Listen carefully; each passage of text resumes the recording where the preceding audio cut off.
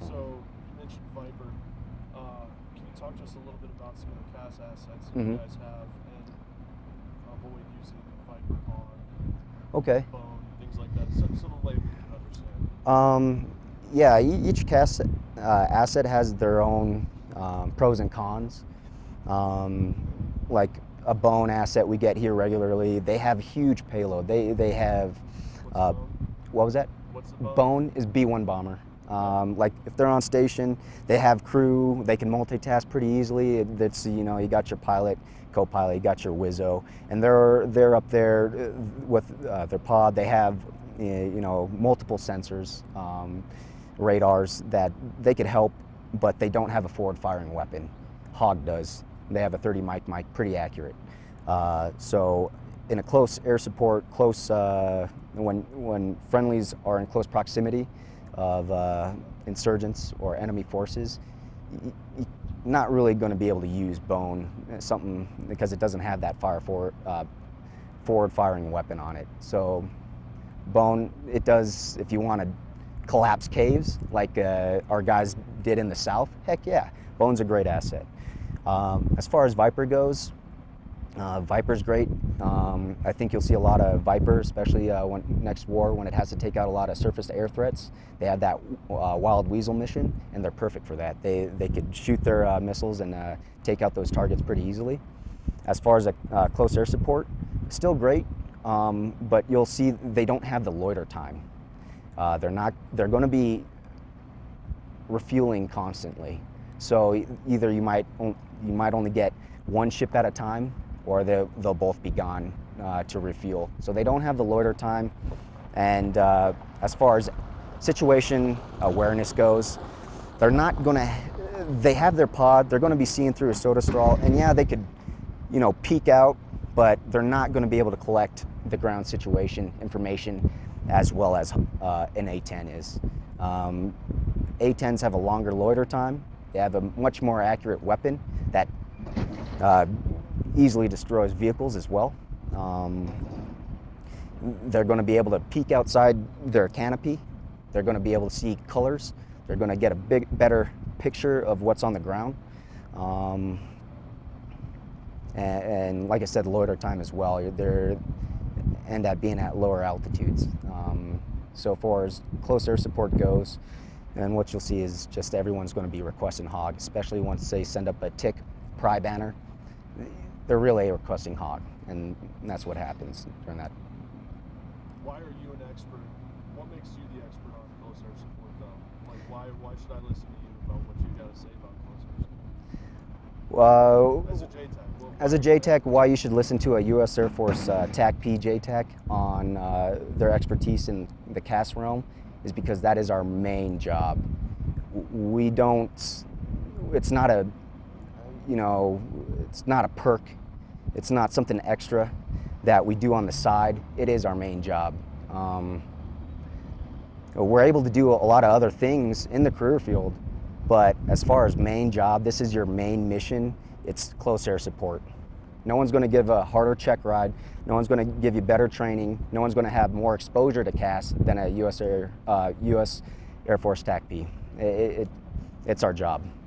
And that's why we're the experts in the field. If you look at also the training schools, most of them are going to be TAC-P. If you look at STS's fire shops, who's given those evals? It's TAC-P. TAC-P sets the standard in CAS.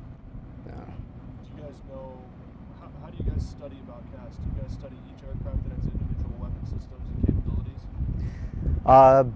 We do. In addition to that, we're always having little workshops where we're visiting squadrons. We are getting their information. We're working with them. We have our weekly meetings on weaponeering, assets. We get a lot of the rated ALOs from the different platforms, so once they get to the squadrons, of course, hey, there's another source of information that you can pick. So we're constantly surrounded by the whole CAS environment, and just being exposed to that daily, we're going to pick up something. The kind of reassurance that an A-10 gives that guy on the ground. With the 11 Bravos, with the ground troops that I work with, when they think close air support, they think A-10s. If you tell them something else, you can always kind of hear them like, I don't care about that. Like, tell me when A-10s are on station. And I think the reason for that is they almost share the same mentality. If you were to say that there's a grunt in the sky, it'd be a hog pilot. They know the ground picture. I think their mentality, as well as 11 Bravo mentality, it's the same. Get down there, get down and dirty, and kill bad guys. And that aircraft is suited for doing that. It reassures 11 Bravos every time you have hog on station. I think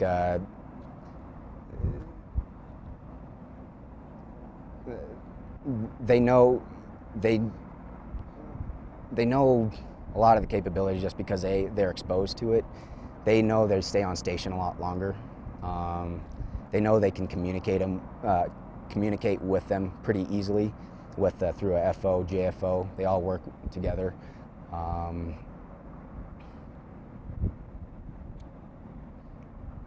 And it's very distinguishable. The noise, when it comes overhead, it has that squeal. And when you hear that gun, that can make the sound, but it be pretty funny.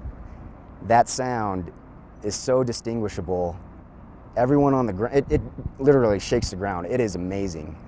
You hear it first when it fires, and then you hear it echo from the gun in the sky. That sound right there just drives 11 Bravos nuts. It's amazing.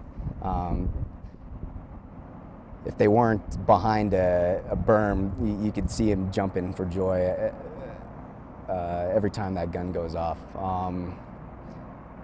You guys heard of it multiple times, right? That Burt, yeah, it's pretty awesome. That sound, nice. Oh my gosh.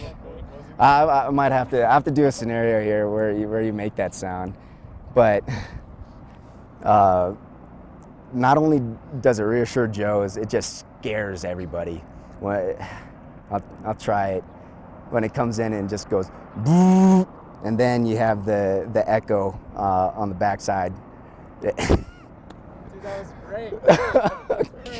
Perfect. See, we're gonna go from your into the actual A-10 doing it. It'll be perfect. Oh my gosh. Yeah, but that it reassures Joe. It's just that it's that sound of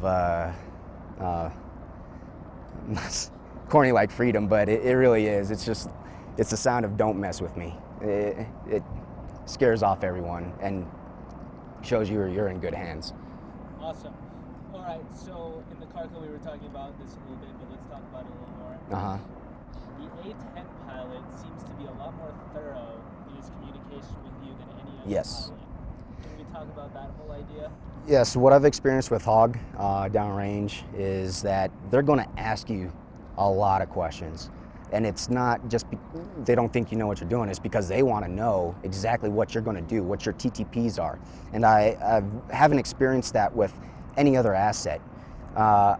Yes, I'll give the other assets information, but the Hog pilots just continuously ask. And it's great, is because you can tell them, like, this is a scenario where if we take contact, this is what we're going to do. Okay, this is a scenario if we have a disabled Vic, this is what we're going to do. And they're just, yes, I copy. This is what's going to happen if we lose communication. Tiger net. So having that, and then with the A-10 checks on, you pass them a friendly grid, give them a good talk on your location, start big, go small. And basically it's a lot easier to get an A-10 on station and get eyes on your location so you can get them doing what you want them to do. Sees me, I'm down. No, not yet.